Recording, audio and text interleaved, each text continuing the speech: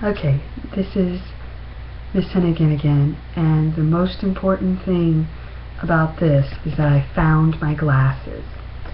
So I'm going to be reading another short scene, Act 4, Scene 4, Act 4, Scene 4, from Hamlet. And I have some little props, so hopefully this is okay.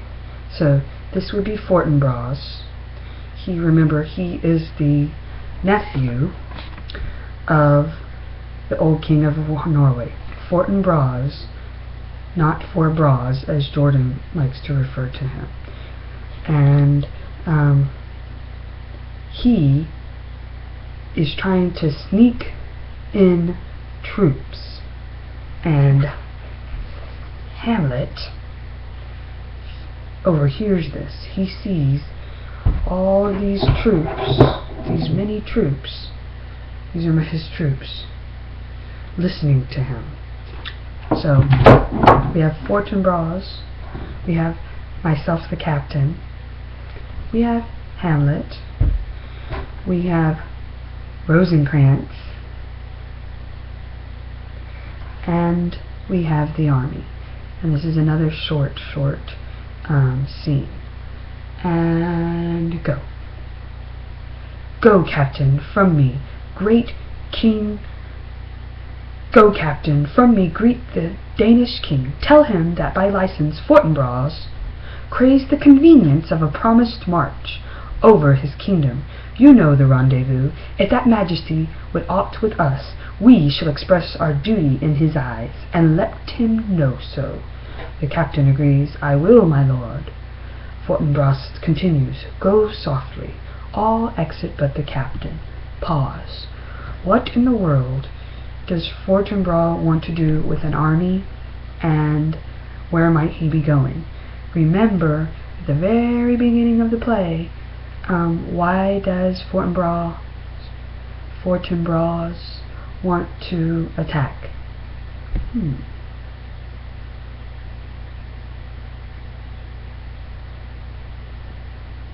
Do you remember? Well, too bad, I'm not going to tell you. Continuing. Now enters Hamlet, Rosencrantz, Guildenstern, and the captain. Hamlet says, Good sirs, by what of those powers, powers meaning the army, they are of Norway, sir.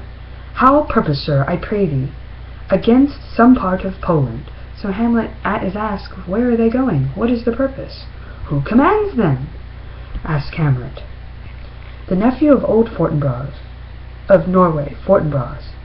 Go it against the main Poland, sir, or from some frontier?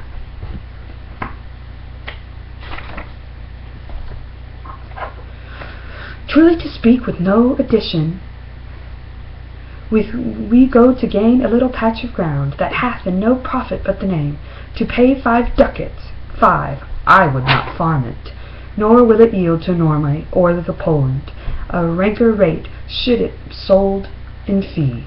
What the heck are you talking about? Well, the captain of the army is saying, you know what, I kind of agree, is we're fighting for a little bit, and it might expense or be a big expense in long term, so what's the point of really fighting? Why then the Pollock will never defeat him? Yes, it is already garnished.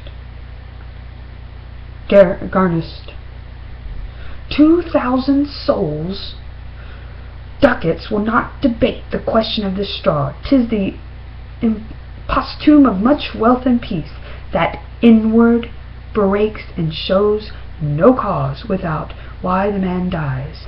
I humbly thank you. Pause. What do you think this means, that when Hamlet says that inward breaks and shows no cause without why the man dies? I humbly thank you. Like he might be saying, it says it in the translation, but it goes back to that Friar Lawrence speech as well, that when something is festering inside and it does not have a release, then it might explode. The N-word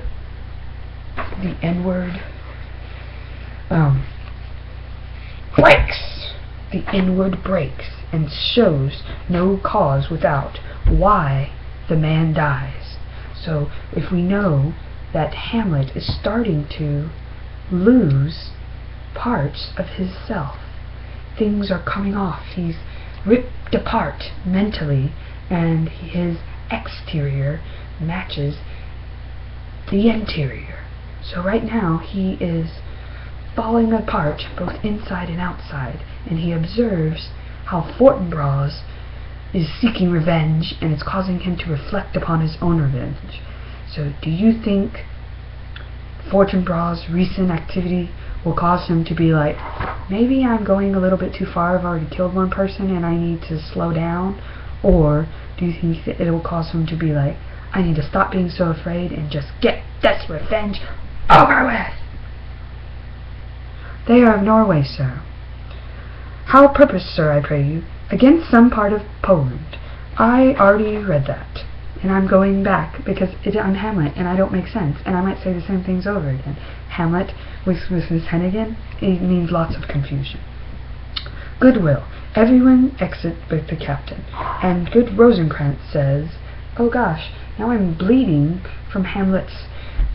Look, it's not just affecting him, now it's affecting me. His rage and madness and everything is bleeding onto thy hand.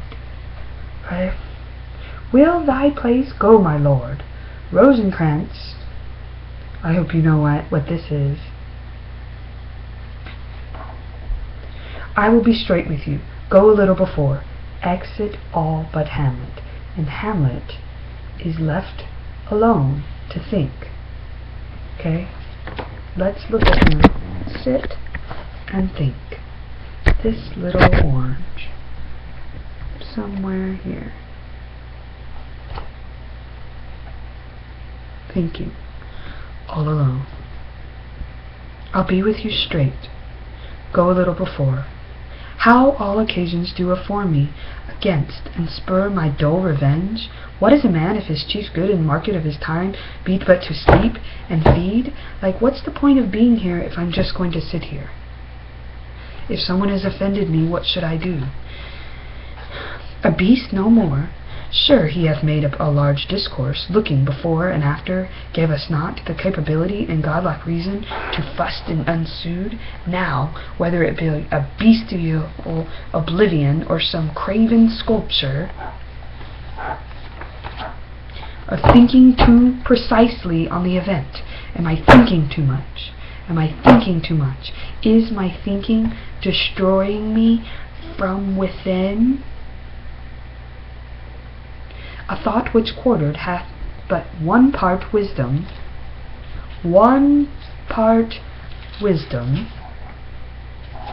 and 3 parts coward. I have the wisdom, but I also am a bit of a coward. So Hamlet is continuing to self-reflect in this monologue. I do not know why yet I live to say this things to do. Sith I have cause and will and strength and means to do it. I have all of these things to go and seek revenge, but yet I'm not doing this. Led by a delicate and tender prince, whose spirit with divine ambition, puffed, makes mouths at the invisible event, exposing what is mortal and unsure to all that is fortune, death, and danger dare, even for an eggshell. I'm doing all of this even just for something, or I could be doing this all for nothing, or it could be beneficial. He's questioning what lengths he will go to seek revenge, and it continues to say that. But greatly to find quarrel in a straw, when honor's at the stake, how stand I thee? How stand I thee? They, so now he is trying to decide, am I man enough? Am I man enough? They have father killed, a mother stained by incest and betrayal of his father, excitements of my reason and my blood, and let all sleep, while, to my shame, I see the imminent, the soon death of 20,000 men, that for a fantasy and trick of frame go to their graves like beds, fight for a plot, they have a reason, and they do not give up on this reason, wherein the numbers cannot try the cause, which is not tomb enough in content to hide the slain. Oh, from this time forth, my thoughts will be bloody and nothing worth.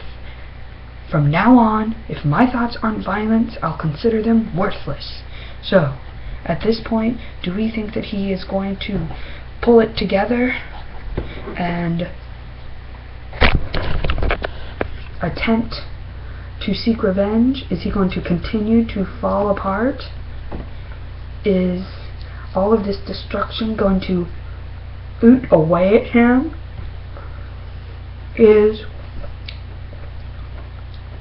he going to take it into his hands to do what his ghost has asked?